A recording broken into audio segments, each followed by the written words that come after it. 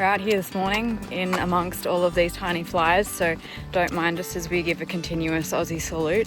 Out here in the Kalbarri National Park in Western Australia, like right in the centre of the west coast of Western Australia. Our first mission of today is to find a little geological feature referred to as nature's window, and we couldn't figure out how was it formed. Did we get any clues into how it was formed? So through many years of erosion. Erosion, yeah, the classic erosion argument. Nice. Anyway, it's meant to be this really cool framing of the landscape through a nice little rock formation. So I think we're almost there. Kalbarri National Park exists on the land of the Nada people, the traditional custodians of this place, and it covers over 180,000 hectares.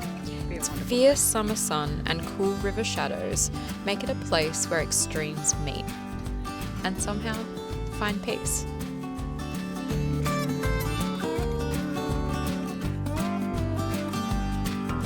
Nature's window is not too far from the car park, which we were grateful for. Yes, it means it's a little bit busy, but the rest of the park was actually closed because it was over 30 degrees. That might not actually sound like much, but 30 degrees out here, it hits different. Oh, wow, that was the hardest 1K I've ever done in my life. It is so hot out there today. Summer is back for us, baby. It's back again. After a 2-minute drive in beautiful blasting aircon, we're at the Skywalk. Let's go check this thing out. Flynet's ready this time. This is my look for the next 6 months. Fashionista. A newer addition to the park is the Kalbarri Skywalk, opened in 2020. It's 2 cantilevered platforms that jut out 25 metres over the edge of a 100-metre high gorge. It's very accessible and offers an incredible bird's eye view. That was pretty spectacular. That was some pretty cool landscape, hey? It took us a short, like only half an hour to have a look at these 2 things out here. And it is an hour detour from the freeway. So Rowan's taking over the driving for the minute and we'll try and find ourselves a spot for lunch. I really appreciated experiencing Kalbarri. It's a wild, weathered slice of Western Australia that provides a massive contrast to the flatness along the highway. This park was definitely worth the detour. Good. Found ourselves a lunch spot. It's freaking hot. I am red in the face. It's bloody stinking today. We are parked up at a little rest stop campsite. Gosh, can't remember the name of it. Don't know, couldn't tell you. Classic. But we're not gonna sleep here tonight because it's gonna be a hot afternoon and we may as well keep driving. And the next rest stop that we have in mind is at a roadhouse, and there are meant to be some nice hot showers there. Not that I feel like a hot shower. I would totally settle for a cold shower, but just any shower would be good. So quick bite to eat of this salad and we'll probably head on our way again and enjoy the aircon in the cabin up front. Cabin? La la. The driver's cabin, that's what it's called. It's the good luck seat. We forgot to close the back doors. You know what? It's not a bad little camping spot here. It could be quite pretty if it were about 10 degrees cooler. Okay, now we can drive away. Yeah, it's not bad at all. It's pretty nice. Is that a pelican? No. There was a pelican out there.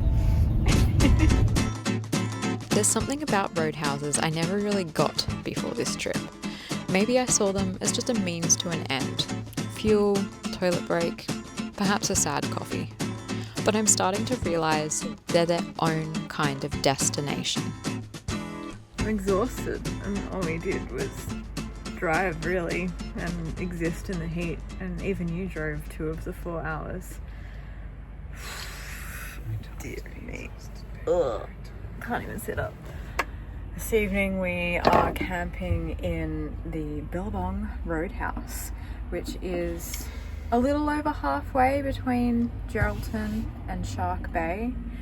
And honestly, I have never felt more like I'm in the middle of nowhere. Like even the Nullarbor felt more populated than this. This is a real fair income roadhouse, this one. And there are plenty of flies to boot. This place offers a spot for campers to stay for free, which is always really amazing. Even more amazing, obviously, because we just had a free shower to go alongside with it, which is why we really did want to support them by buying some food and drinks, and we'll obviously top up our petrol tank before we leave tomorrow. But I'm just going to take it easy this afternoon and try and stay still, maybe a little bit cool. I'm already dripping with sweat after my shower, which is great. And we'll see you in the morning.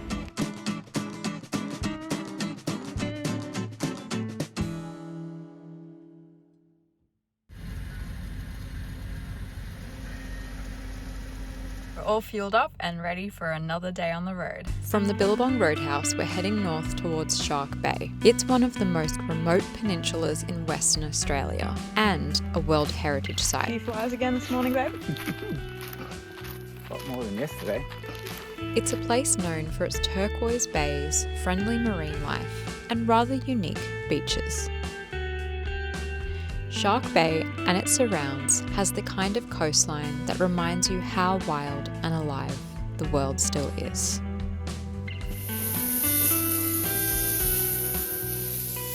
Oh, this is a very, very creatively named beach, honestly. I don't know how they thought of it. Shell Beach. It's quite fun, it's quite unique.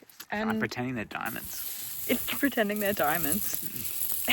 Do you feel like you're sitting on a mound of wealth? This is a beautiful little pit stop on our way to Shark Bay and Monkey Mia today.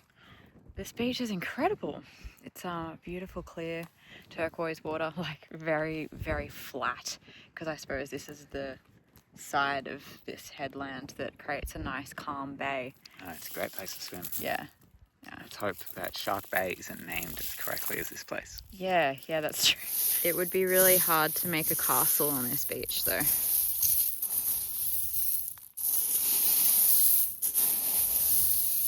Listen to that ASMR. Ooh, so nice.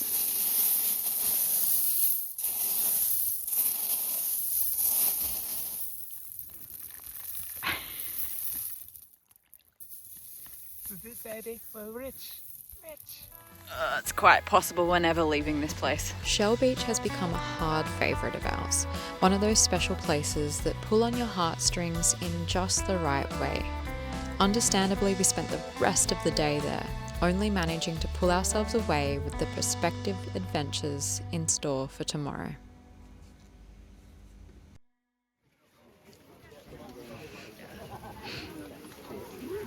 Busy?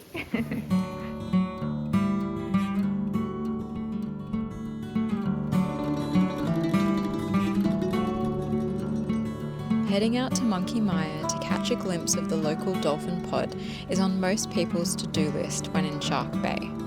And these lovely ladies who came to greet us this morning did not let us down. Although an exceptionally popular activity, the crowds actually didn't really detract from how special this moment was. So if you're questioning whether or not you should come down for the dolphin feeding, I would say, just do it. Falling. Oh no, you left it too long. You're a hard worker. I'm trying to be a smart worker. The contrast in landscape of Shark Bay is unreal.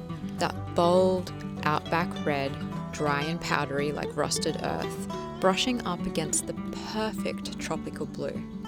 Driving this stretch of road feels like moving through a dream.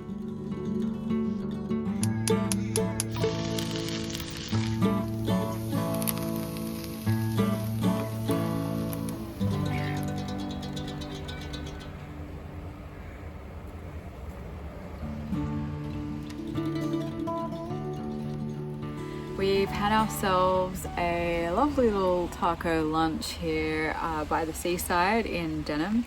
We've pretty much exhausted all of the activities that we came here to do in Shark Bay and this area. This morning we went out and caught the dolphin experience down in Monkey Mia. I almost pulled out. I almost didn't go because last night I was sort of researching, looking at Google reviews and reviews on wiki camps, and there were a lot of people who were quite dissatisfied with the experience. And I think what I can put it down to is that it has changed over time, and the guy who was sort of running the experience and speaking to us this morning sort of spoke to that. Allegedly, years ago, you were able to come right into the water and interact with the dolphins, like essentially have them swim around you and I guess really come up close with wildlife. But of course, that's really not an acceptable thing to do, and so standards have changed and therefore the environment is really controlled. But we were like 1 meter, 2 meters away from these dolphins as they swam right up to the shore. The guides that sort of run the experience, they are also really cautious about making sure that they're not offering too much food or disrupting natural behavior patterns in the dolphins. And so throughout the day, they actually only offer 300 grams worth of fish to a select few mature female dolphins that are in the pod that live locally in this area, and therefore they're not relying on that as their food source. And as we were there, we even saw those 2 dolphins swimming and looking for their own fish to catch on the shoreline there, and so that was really quite excellent. Yes, there were, what would you say, maybe 100 people there. It was quite hectic, but it was still a really, really nice experience. And we hung around the area all morning, ordered ourselves a little coffee at the cafe that's on the beach there. Kind of regretted that because then the dolphins came back in about an hour later and there were about 7 of them. So we saw 2 and then another 7 came in later in the morning, and then that was kind of it for the day. I don't think they came back in for the third potential feeding. They offer these fish to them between around 7:30 and midday, and it's sort of up to the dolphins as to whether or not they want to come. And they came for the first 2. Allegedly, if you are lucky, you can also spot some emus along the beach there. We weren't lucky. I was really keen for that.